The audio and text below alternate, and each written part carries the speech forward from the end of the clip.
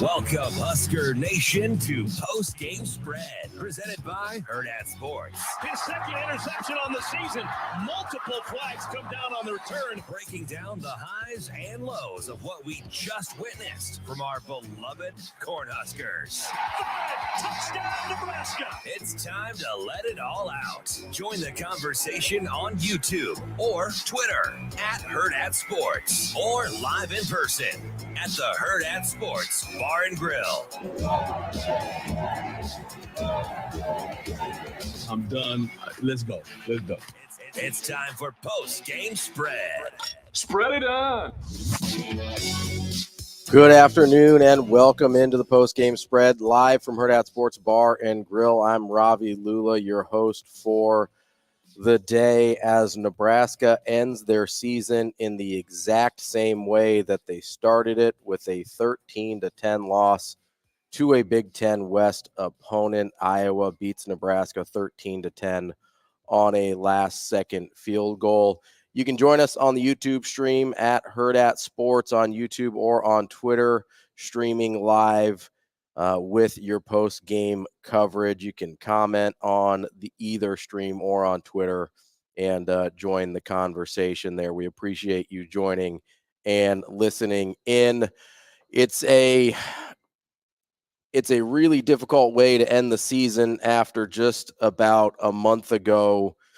Things seemed so much different for this Nebraska team, sitting at 5-3, and with the Big Ten West in their grasp and in their control.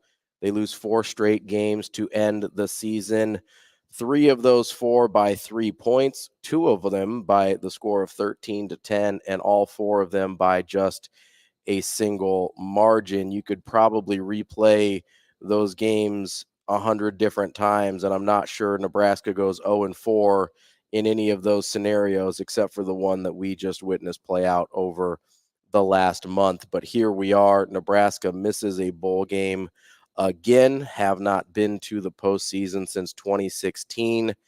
And it's hard to be optimistic in a moment like this, even though I think there is a lot to be optimistic about. I'm not going to try and convince you to feel that way here in the moment, because that's not how I feel. It is another gut-wrenching loss in a series and season, and frankly, mostly decade of gut-wrenching losses for Nebraska football.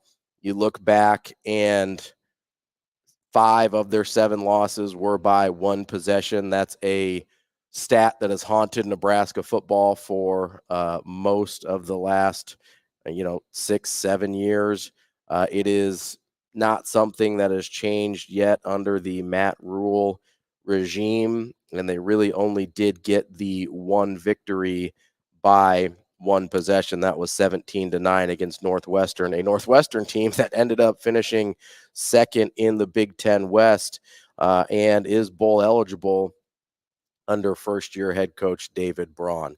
Obviously, the big takeaways from this game are going to be, the turnovers for Nebraska. Again, that interception, especially by Chubba Purdy at the end of the game, was particularly damaging, as Nebraska was at least looked like they were heading for overtime against Iowa, and instead of heading for overtime or possibly giving Tristan Alvano an opportunity to redeem his earlier missed field goal, things changed in an instant. It looked like when Tommy Hill intercepted Deacon Hill that there was hope for Nebraska, but that flipped in a hurry, and Iowa ends up winning in regulation, something that appeared almost impossible in the moment. Nebraska, outside of the turnovers, and, stop me if you've heard this before, but outside of the turnovers, actually played pretty well, but they lost that turnover margin 3-1 against Iowa, and as I mentioned, that last one really did Nebraska in. It's I don't just want to sit here and be downtrodden and in despair. it's hard to feel any different in the moment. It's hard to take a big picture look and remember it's year one and remember that this is a team that has gotten better in a lot of areas over the course of the season. And, you heard Matt Rule earlier this week talk about the culture of the program and the overall health of the program being in a place where he's really happy with it. And I don't disagree with that. And I also don't disagree with the statement he followed that up with, which he couldn't be any angrier about where the record is right now. There's no sugarcoating this. This is a team that should have been bowl eligible and gotten to their first bowl game since 2016, and they weren't able to figure out a way to make that happen. That's incredibly disappointing. It is a team that had horrendous quarterback play throughout most of the season that prevented them from making a bowl game. This is, maybe one bright spot here, and I know it's hard to think of it as a bright spot with the interception at the end there by Chubba Purdy, but if you get this level of play from the quarterback spot earlier in the year and throughout the rest of the season, you're probably looking at a 7-win team. But they didn't have this against Minnesota or against Maryland or against Michigan State. And that's probably what cost them their opportunity to be in bowl position before even playing Wisconsin and Iowa. I think if you want to look at one bright spot, despite the interception, I do think there's at least a functional quarterback in the roster in Chubba Purdy. That's not something I felt about Heinrich Haarberg or Jeff Sims. Their turnover issues became synonymous with their names, and really the only thing that they're identified for at this point through their Nebraska careers. Chubba Purdy, despite having that crucial interception, had looked like a functional quarterback for much of the day, both running and throwing the ball. And I think if he's your starter all season, you can be in a position where you're bowl eligible before you get to Iowa. And that's, I think, what everyone wanted, but obviously not how it played out. Now, the million-dollar question with Chubba Purdy was, how healthy was he before the last two games of the season? Could he have played at all? I think the answer to that is no, but only Chubba Purdy and Coach Rule probably have the real answer to that. But I imagine that's a question they'll be asked not only today in the post-game presser, but also throughout the offseason as well. Speaking of the offseason, this is a team that has to bring in at least one and probably multiple quarterbacks in the transfer portal in order to feel better about the way their team is shaping up next year. But you have to feel good about the way Ty Robinson and Nash Hutmacher played today and the fact that those guys will be back for Nebraska's defense. You hope Tony White will be back to coach them on that side of the ball, because after some early struggles against Iowa today, that defense really held the Hawkeyes to what they needed to in the second half. I believe they only had two second half first downs, none in the third quarter. Now, obviously, the run to set up the field goal at the end of the game was a crucial one. It's kind of a theme that we had seen from Nebraska's defense a few times this year, where they're excellent all game and then they give up one late that generally makes the difference in the game. Obviously, it's hard to pin everything on that one drive, as it doesn't exist without a Chubba Purdy interception or without some of the other turnovers in the game that gave Iowa an advantage. But you have to feel pretty good about the way the defense played today. You have to feel pretty good about I think you have to feel pretty good about how Chubba Purdy played in general. He has to see that middle linebacker there dropping into coverage. That's a crucial mistake. You'd like to chalk it up to a guy who hasn't played that much football, but it's hard to say. That's one that you absolutely have to either make that throw or not make a throw at all and live to see overtime. And Nebraska did neither So that is where we end up with a 13-10 Nebraska loss. Looking a little bit big picture here, I do think you have to be a little bit excited about Jalen Lloyd had that big, the only touchdown for Nebraska, that 66-yard pass from Chubba Purdy. I think you have to like what you saw out of Malachi Coleman to a certain extent, as well as Thomas Fidone. There's not a lot of numbers to be had on the offensive side of the ball, obviously, when you're playing a team like Iowa, but it did seem like Nebraska was moving the ball with some level of consistency in the second half. The problem was penalties and turnovers, as it has been for most of the year. The penalties for Nebraska, they ended up with 5 for 40, Iowa just 2 for 10 on that one. Total yardage, Nebraska, it was pretty even, but Nebraska led that 264 to 257. And honestly, the area that really changed for Nebraska and got them back into this game after falling behind 10-0 was Iowa was, I believe, 5 of 9 or 5 of 10 on third down through that portion of the second quarter. To finish the game, Iowa went just 1 of their last 9 on third down to finish 6 of 18. Nebraska actually ended up with a pretty respectable number on third down conversions, going 8 of 17, and they were able to climb back into the game for that reason. It just wasn't, they weren't able to convert those first downs, that yardage, those opportunities into points. And that, at the end of the day, was their undoing, not just against Iowa, but through most of the season. And it's incredibly frustrating. I've been pretty critical of Marcus Satterfield the last couple weeks.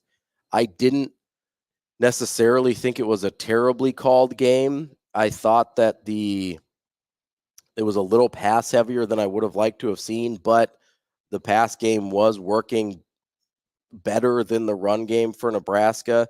They did rush it 30 times, but just for 2.5 yards per carry. So they were having a hard time getting going at all on the ground against Iowa. So I at least understood the decision to go into the air a little bit more for Nebraska today, unlike say the game against Wisconsin, where they were getting close to 5 yards a carry.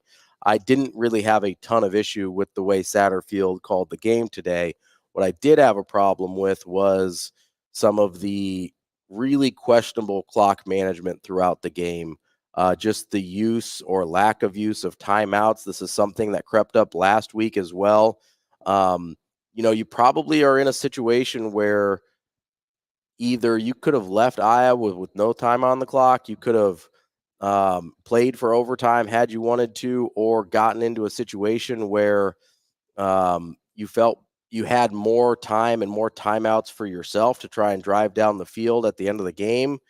And Nebraska's kind of baffling clock management did not allow for any of that. They wasted a timeout early in the second half when they showed as if they were going to let Alvano try and kick a 60-yard field goal, and then called a timeout and ended up punting it.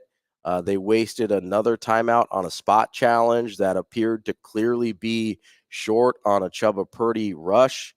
And then finally they wasted, I call it wasting a timeout with just about 23 seconds left. I believe it was directly before that interception that Iowa caught to essentially end the game.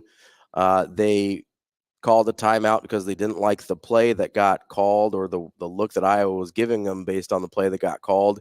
So those are 3 timeouts that are essentially wasted in a scenario where time and timeouts and clock management is incredibly critical to what you're trying to do there. It was kind of a baffling display of clock management. It was not quite as bad as last week in terms of the end of game clock management. Obviously, when you have an interception like they had with Purdy there, it doesn't really set itself up the same way for a acute clock management error the way it did last week. But the entire way the game was managed for most of the second half just felt really strange. There was even Some issues at the end of the first half in terms of giving Iowa the ball back more than you had to.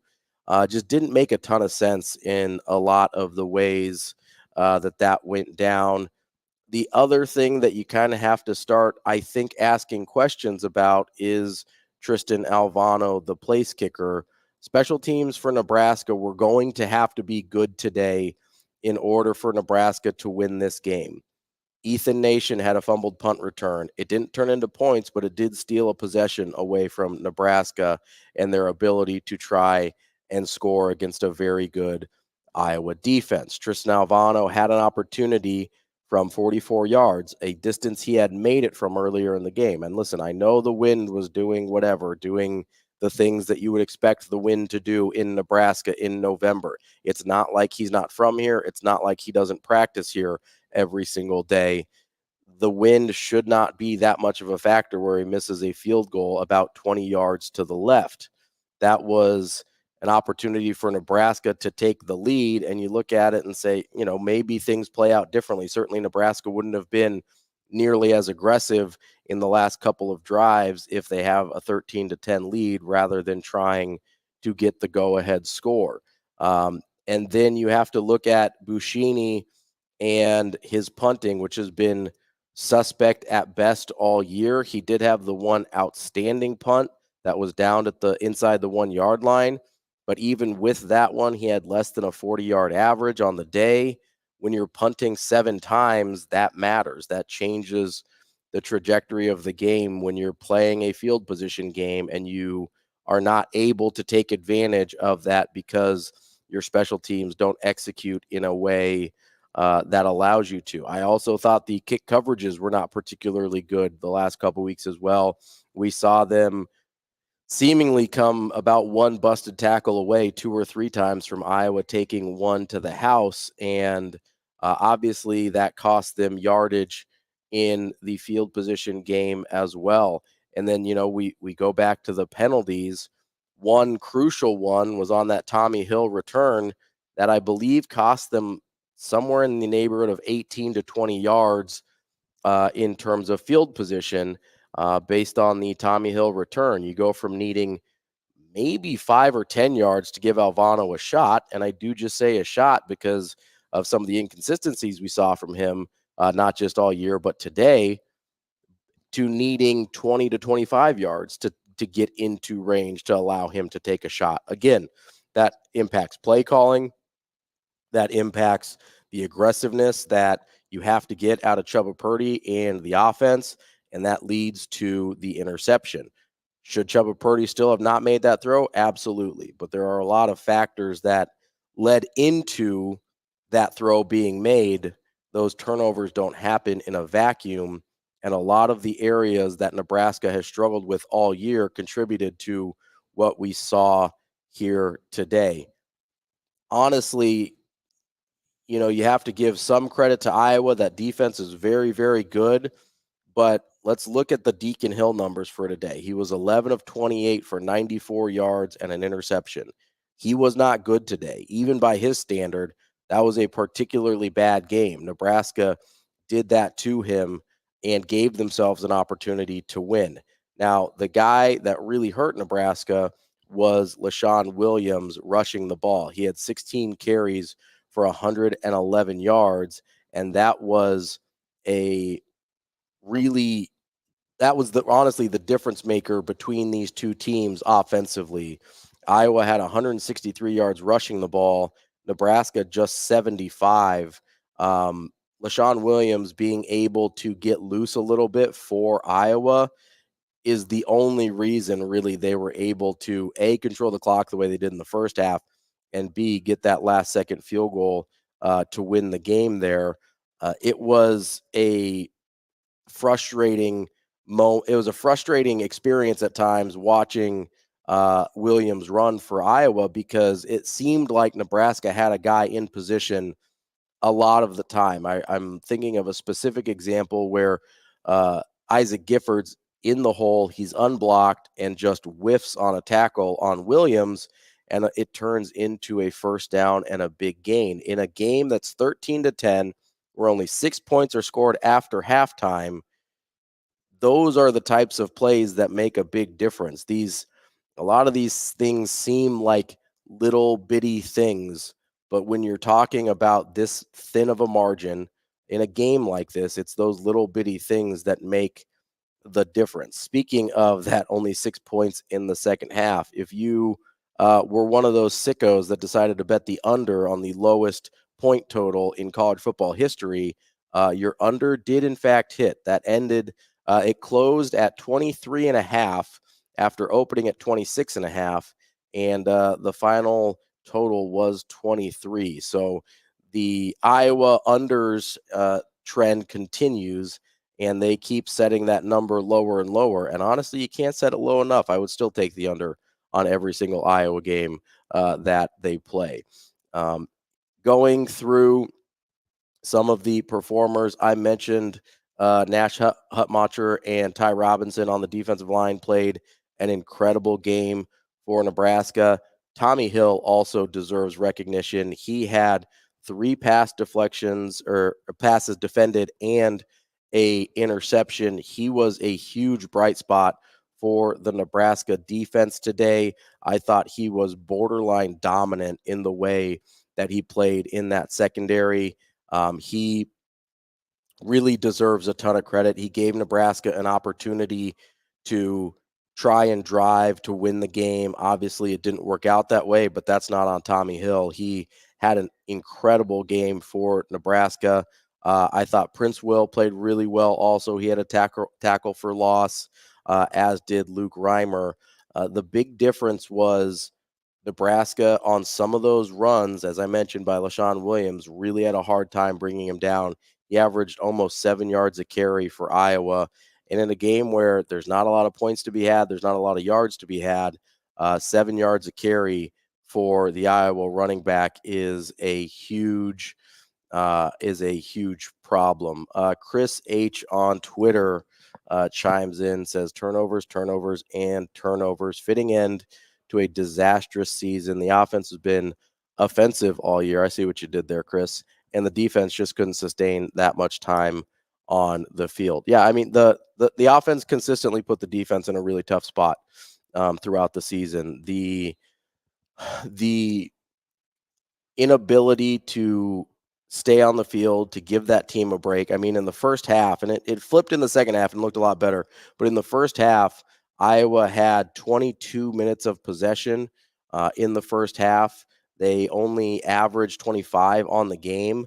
Now those numbers almost flipped exactly in the second half as Nebraska was able to close that gap pretty dramatically, and you end up with a 31-29 essentially time of possession margin. But that all of that time on the field in the first half really wears down a defense, and it allows some of those plays we saw late in the game with LaShawn Williams being able to break tackles and get into position where Iowa was able to win the game. It's a frustrating moment.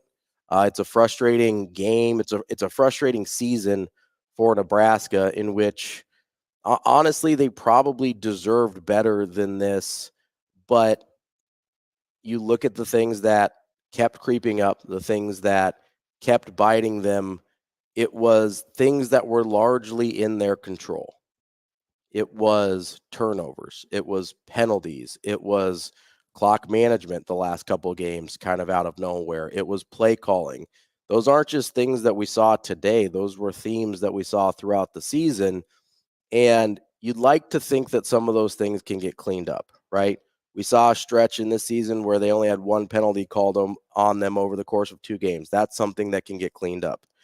The turnovers, even though there were 3 today, you would think with Chubba Purdy, the way he was trending, that he could help clean that up into next season if he is the starter. And that's not a given. I think Harburg will be back next year. I don't expect him to be the starter, kind of regardless of what happens in the offseason. I expect Chubba Purdy to be back. I don't expect Jeff Sims to be back. He should be able to graduate and move on for his last year. And I don't think there's any way Nebraska can put him back out there as the starter next year. And I think you're going to get at least 1, maybe 2 guys out of the transfer portal.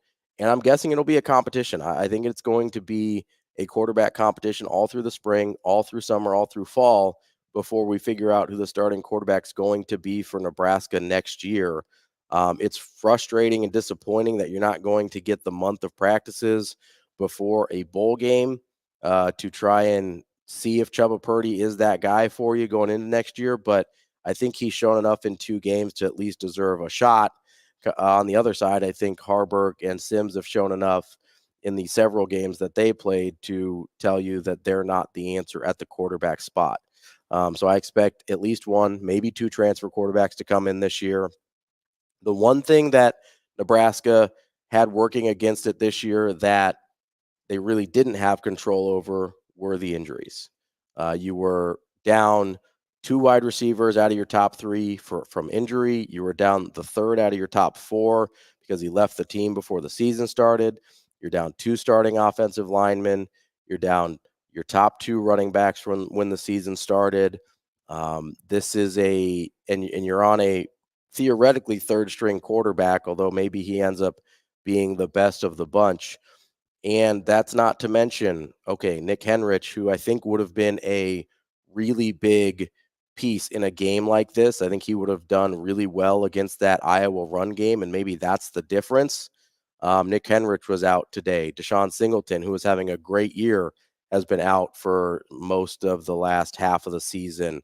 You're dealing with some injuries on the defensive side at key spots as well that really make it challenging to consistently try and put out a functional product on the field. And so that's the one issue where you look at and say, okay, that's something Nebraska can't control, but you would hope it's better next year. If you've got faith in the strength and conditioning program and you've got faith in how the coaching staff puts these guys in positions to be successful, you would like to think that the injuries won't be this same level of a problem next year. Knock on wood. That's, you're hopeful. You're being hopeful there that won't be the same level of issue. And frankly, it'd be hard not to be the same or not to improve at least a little bit between this year and next year. Coach Rule talked about how he's never really had a season with this level of injury luck. And you would hope that turns around next season. The question is, are the guys that are in the room, are the guys that are on the roster going to improve enough? Are they or are they going to be replaced by guys that they bring in or guys that have redshirted that'll be playing next year? That's kind of the $1 million question. But honestly, and it's a big if you can clean up the turnovers and get a little bit more injury luck, I think you're much closer to having a good Nebraska football team. Now, the problem is next year, you're not looking at a Big Ten West schedule. You're looking at a much different version of the Big Ten with the entrance of the 4 West Coast teams. And you end up with, this year was a very manageable schedule. Next year, you do have Ohio State, UCLA, USC, Wisconsin, and Iowa as your last 5 games of the season. Now, UCLA, we think will be breaking in a new football coach. Don't really know. It sounded like they were going to fire Chip Kelly. Then he boat raced USC. Not really sure what happens there now. But you look at the first 7 games of the season, and those are pretty manageable. You go UTEP, Colorado at home as opposed to at Colorado. The wheels really fell off in Boulder this year after their early season hot start. Then you've got Northern Iowa, Illinois, Purdue, Rutgers, and Indiana. Those first 7 games are super manageable. And if Nebraska has improved in some of the areas that I just talked about, it's not crazy to think that Nebraska could be 6-1 through that stretch. Now, what happens after that could get a little dicier with the level of opponent that they see in the back half of the season. But through mid-October, they could be in really good shape if they clean up some of those things. And honestly, even if they don't clean up any of those things, if they figure out the quarterback spot, that will cover up for a lot of their problems. Now, I don't know what that looks like. Can Chubba Purdy take a leap from playing 2 games this year to improving and looking like a functional starter for all of next year? I don't know. What it probably looks like is bringing some new guys in to create some sort of competition for that quarterback spot. But we've seen it with Iowa. We've seen it with a lot of Big Ten West teams. If you don't have a quarterback that covers things up for you, you need an entire rest of the team that covers up for your play at quarterback. Nebraska wasn't quite good enough in those other areas, specifically special teams. I think the defense, for the most part, actually was good enough to cover up for the struggles of the offense. But if you've got a bad quarterback or if you've got a inconsistent quarterback, you have to win the other two phases of the game in defense and special teams. And Nebraska was super inconsistent in special teams. I do think the defense was good enough to help them out there. But if you're not on point in those other 2 phases of the game, you have to have at least an average quarterback. And for most of the season, Nebraska did not have even average quarterback play. That's going to be the thing that will likely determine the level of success they have next year. I'm not saying they can't make a bowl game if Chubba Purdy's their quarterback or whatever else is the case, whoever else they bring in, because it'll be somebody. But if you're looking to have any higher level of success than either just barely making a bowl game or trying or constantly putting your defense in bad positions, you're going to have to figure something out at that spot. That's not rocket science, but it has to be said. This is a team that, again, with even average quarterback play, probably has 7 or 8 wins this year. As we sit, it's 5-7, 3-6 in conference. Nebraska loses to Iowa 13-10, and they lose their opportunity to clinch a bowl berth for the 7th straight year. That is all we have today for the post-game spread. We appreciate you joining us all season. You can listen to me every weekday morning from 7 to 10 a.m. here on Hurrdat Sports Radio, AM 590, ESPN Omaha, or ESPN Tri-Cities as well. We appreciate all your support, and no matter how disappointed we are, go Big Red.